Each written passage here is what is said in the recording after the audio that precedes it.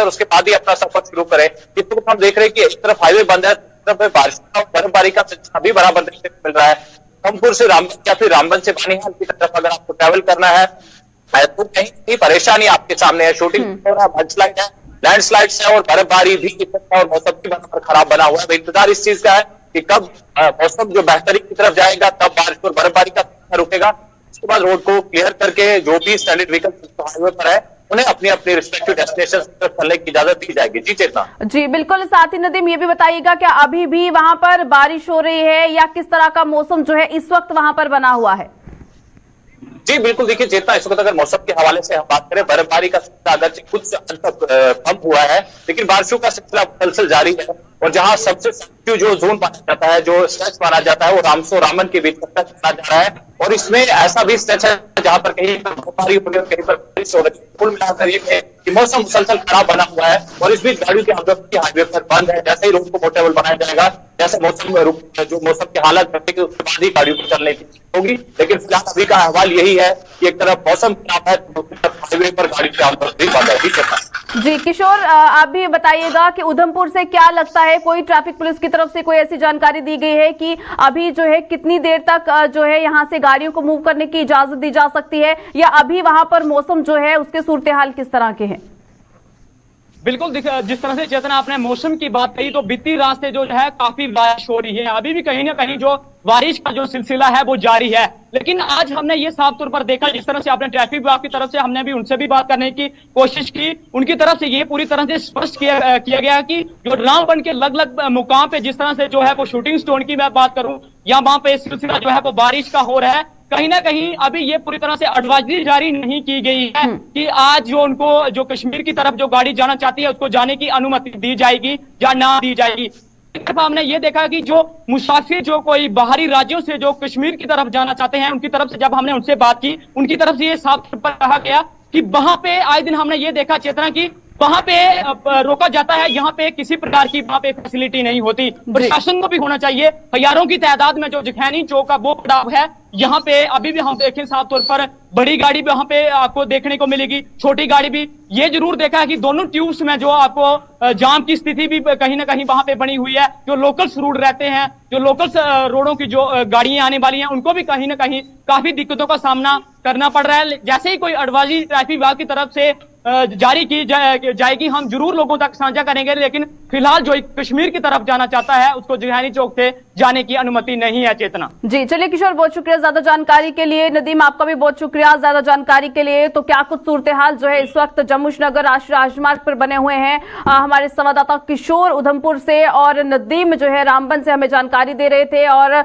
इसी बीच जो है जहां पर इस वक्त की तस्वीरें भी जो है आपके साथ साझा की जा रही हैं, किस तरह से जो लैंडस्लाइड जो है रामबन में हुई है उसका असर जो है वो राष्ट्रीय राजमार्ग पर देखने को मिला है और तमाम गाड़ियों को जो है वहां पर रोक दिया गया है आवाजाही के लिए। अभी तक जो है इजाजत इन गाड़ियों को जो है नहीं दी जा रही है, लेकिन जैसे ही मौसम में जो है सुधार आता है और राष्ट्रीय राजमार्ग पर जैसी ही परिस्थितियां जो है सही होती हैं उसके बाद ही गाड़ियों को मूव करने की इजाजत दी जाएगी।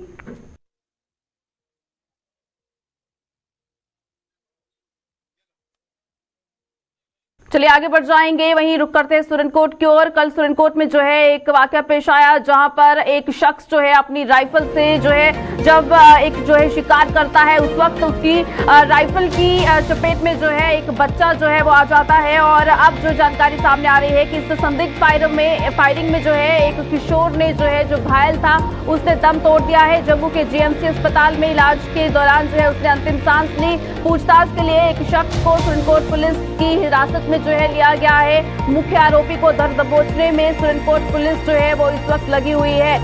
कल जो है ये वाकया पेश आया था जहां पर बताया जा रहा है कि एक अननोन गनमैन था जो है शिकार के लिए जो है गया था और उस वक्त जो है आसपास कुछ बच्चे जो है जब खेल रहे थे तो जब वो फायरिंग करता है उसकी चपेट में एक जो है बच्चा उसकी चपेट में आ जाता है और उसके बाद वो गंभीर रूप से घायल होता है। उस बच्चे को इलाज के लिए सुरनकोट में पहुंचाया जाता है, जहां पर डॉक्टर्स जो हैं उसे गंभीर रूप से घायल बताते हैं और उसके बाद उसे राजौरी हॉस्पिटल में जो है रेफर कर दिया जाता है। लेकिन वहां पर भी जो है उस अभी जो जानकारी मिल पा रही है इस हवाले से कि जो ये संदिग्ध फायरिंग जो की गई थी, जिसमें एक बच्चा जो है घायल हुआ था, उसने दम तोड़ दिया है। हालांकि इस पूरे मामले को लेकर जो है जहां सुरनकोट पुलिस की अगर बात कर रहे हैं तो वो जो है जांच पड़ताल जो है वो कर रही है। आखिर वो शख्स जो है कौन था, किस तरह से जो है आखिर ये फायरिंग जो है की गई, वो जो राइफल जो उसके पास थी, क्या वो लाइसेंस गन थी या फिर बिना लाइसेंस के जो है वो रखी गई थी, ये तमाम चीजें जो है अभी पूरी जानकारी जो है इन चीजों पर जुटाने की कोशिश जो है वो की जाएगी। लेकिन जो जानकारी मिल पा रही है कि कल जो है जहां पर यह हादसा पेश आया उसके बाद जो है इस बच्चे का इलाज चल रहा था, लेकिन अब ये इस बच्चे की जो है मौत हो गई है। क्या कुछ ज्यादा जानकारी है, हमारे साथ हमारे संवाददाता आकाश मलिक इस वक्त ज्वाइन किए हुए हैं। आकाश, हमें बताइएगा क्या कुछ ज्यादा जानकारी है, आखिर किस तरह से, आखिर वो शख्स कौन था, क्योंकि एक शख्स की जो है गिरफ्तारी भी हुई है, लेकिन जो मुख्य आरोपी है उसे धर दबोचने की कोशिश में जो है पुलिस इस वक्त जो है जुटी हुई है, लेकिन किस तरह से ये पूरा हादसा पेश आया है? जैसे मैं बताता चलूँ आपको कि कल जो है एक सेकंड फायर हुआ सांझा के इलाका में, जिसमें एक 9 साल का बच्चा जो शदीद जख्मी हुआ। उसके बाद उसको सुरनकोट एसडीएस में लाया गया और उसके बाद जहां से हटरी मेडिकल कॉलेज जो है इसको शिफ्ट किया गया। देर रात जब ये सीरियस हुआ तो इसको मेडिकल कॉलेज राजौरी से जीएमसी जम्मू में दाखिल किया गया और आज सुबह 10:30 बजे इसने वहां पे दम तोड़ दिया। बिल्कुल आकाश, लेकिन क्या कोई जानकारी मिल पाई है, आखिर वो शख्स कौन था जिसने ये जो है राइफल से जो है सबसे पहले शूट किया और उसके बाद ये बच्चा भी जो है उसकी चपेट में आया है, जहां पर इस बच्चे की मौत हो चुकी है? पुलिस से भी हमारी बात किया, उनका ये कहना है कि एफआईआर जो है इस केस में लगी है। एक बंदे को हमने डिटेन भी किया, पूछताछ जारी है, जो आपकी इसमें पाया जाएगा उसको जल्द ही गिरफ्तार किया जाएगा। जी चलिए आकाश, बहुत शुक्रिया ज्यादा जानकारी के लिए। तो पुलिस जो है अभी इस पूरे मामले की जांच में जो है जुटी हुई है। हालांकि पूछताछ के लिए एक शख्स को जो है हिरासत में भी लिया गया है, लेकिन मुख्य आरोपी जो है आखिर कौन है उस तक पहुंचने की कोशिश जो है ये लगातार सुरनकोट पुलिस जो है ये कर रही है। लेकिन दुखद खबर जो है यहाँ से निकली कि जो बच्चा जो है इस हादसे में जो घायल हुआ था, हालांकि कल जब सुरनकोट अस्पताल में इस बच्चे को इलाज के लिए पहुंचाया गया तो उस वक्त भी जो है डॉक्टरों ने कहा कि ये गंभीर रूप से बच्चा घायल है, जिसके बाद राजौरी में उसे रेफर किया गया है। लेकिन आज सुबह सवेरे ये बच्चा जो है जहां ये गंभीर रूप से जो ये घायल था, इसकी आज मौत हो जाती है।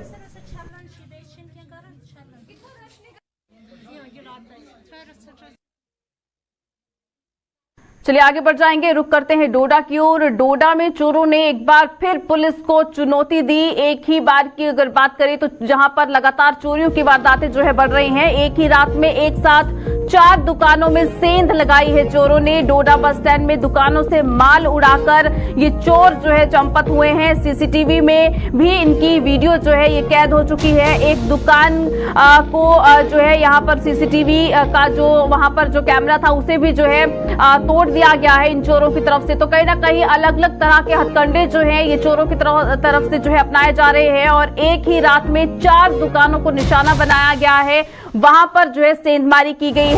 डोडा बस स्टैंड की अगर बात करें तो यहाँ पर जो है दुकानों से जो माल जो है वो चुराया गया है। हालांकि जहां पर ये सीसीटीवी कैमरास जो है वो लगे हुए थे, उन सीसीटीवी कैमरास में भी जो है ये चोर कैद हुए हैं चोरी करते हुए। लेकिन एक दुकान का सीसीटीवी कैमरा जो है वो भी इन चोरों ने जो है तोड़ा है और उसके बाद पूरी तरह से चोरी की इस वारदात को जो है अंजाम दिया गया है।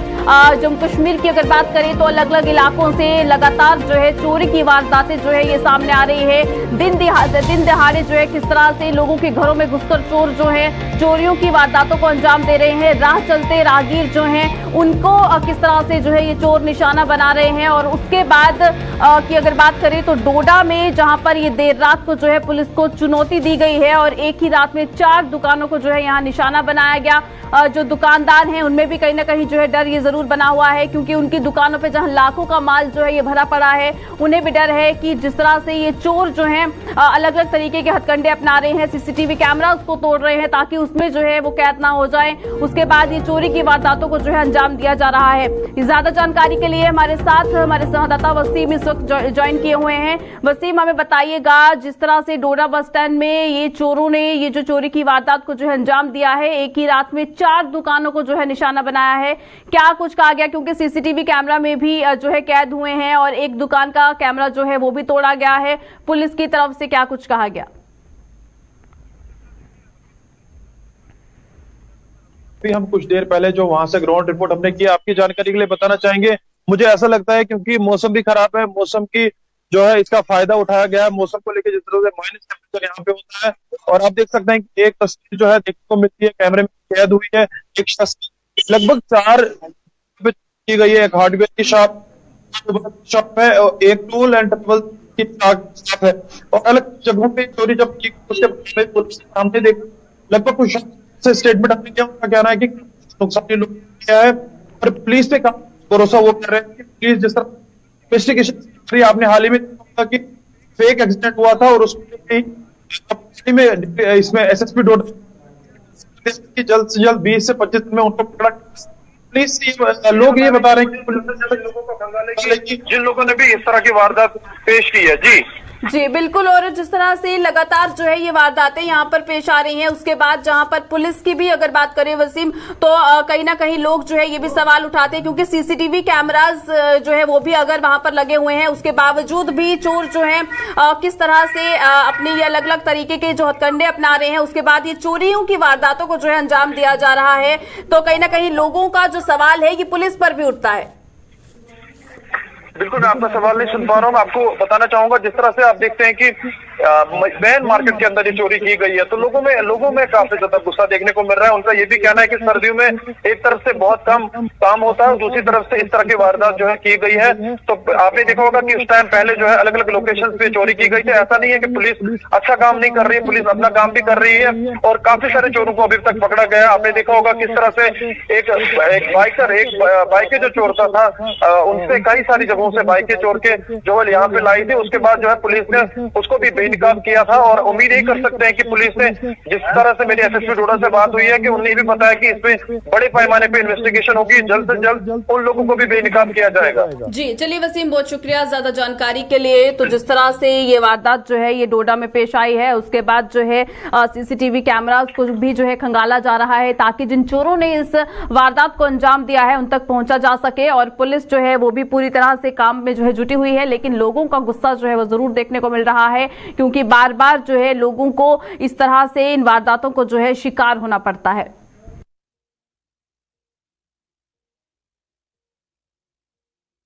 वहीं मौसम के मिजाज आज देर शाम या फिर कल से सुधरने की संभावना है। मौसम विभाग के अनुसार अब 18 जनवरी शाम तक मौसम खुश्क रहेगा, और 19 जनवरी के बाद कुछ और वेस्टर्न डिस्टर्बेंस जम्मू कश्मीर में अपना असर दिखा सकते हैं, जिसके चलते 23 से 24 जनवरी तक मौसम बिगड़ा ही रहेगा। श्रीनगर स्थित MET के इंचार्ज डायरेक्टर मुख्तार अहमद ने ये जानकारी दी और बताया कि कल से ठंड का प्रकोप बढ़ेगा और जम्मू, कठुआ और सांबा के मैदानी इलाकों में धुंध और कोहरा फिर से अपना असर दिखाएगा। मौसम जो है अमूमन ड्राई है लगभग 18 शाम तक, 18 जनवरी के शाम तक, और उसके बाद जो है बैक टू बैक फिर से छोटे छोटे WDs आ रहे हैं। तो वेदर मोस्टली क्लाउडी रहेगा 19 के बाद, और कुछ एक जगहों पे हल्की बर्फबारी, पहाड़ी इलाकों में हल्की से लेकर दरमियान दर्जे की बर्फबारी, और मैदानी जगहों पे जो है हल्की बारिशों के इम्कान थे। तो कहने का मतलब है 19 से लेकर लगभग 23-24 तक जो है मौसम अमूमन अबर आलूद ही रहेगा। फिलहाल ड्राई है वेदर। अभी ठंड जो है कल से बढ़ेगा, और जम्मू के मैदानी इलाकों में फिर से फॉग जो है आ सकता है, खासकर जम्मू, कठुआ, सांबा इन सारे एरियाज में, और विजिबिलिटी में जो है फिर से प्रॉब्लम होगा, खासकर जम्मू के मैदानी इलाकों में।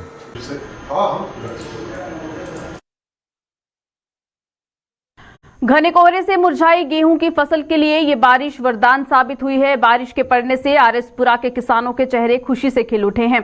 किसानों के मुताबिक पिछले कई दिनों से पड़ रहे कोहरे के कारण उनकी गेहूं की फसल बुरी तरह से प्रभावित हो रही थी और फसल को पानी की सख्त जरूरत थी और नहरों में पानी उपलब्ध न होने से वो बेहद परेशान थे। लेकिन इस बारिश ने किसानों की इस परेशानी का समाधान कर दिया है। यही नहीं, किसानों के मुताबिक इस बारिश से घने कोहरे और धुंध से भी लोगों को मुक्ति मिल जाएगी। किसानों के बारे में मैं आपको ये बताऊं कि ये बहुत ही एक खुशी भरी लहर, क्योंकि काफ़ी समय से जो किसान हैं वो ये आस लगा के बैठे हुए थे कि कब बारिश पड़े और हमारी फसल जो है उसको पानी मिले, क्योंकि काफ़ी दिनों से बारिश नहीं हो रही थी और फसल जो है ख़राब होती चली जा रही थी, क्योंकि ये जो कोहरा पड़ रहा था, कोहरे के कारण फसल का बहुत नुकसान हो रहा था। कणक जो हमारी नीचे बैठ गई थी, अभी जो है जो बारिश कल हुई है रात को बहुत ही अच्छे समय पर और किसानों के लिए बहुत ही खुशहाली लेकर आएगी और फसल भी हमारी जो है बहुत अच्छी होगी। जो बच्चे बीमार हो रहे थे और जो बच्चे बीमार हो रहे थे वो इसी हो रहे थे कारण, क्योंकि ठंड जो है ये सूखी पड़ रही थी। सूखी ठंड के कारण ही खांसी जुकाम बुखार जो है सभी बच्चों को, बड़ों को, बुजुर्गों को, सबको आ रहे थे।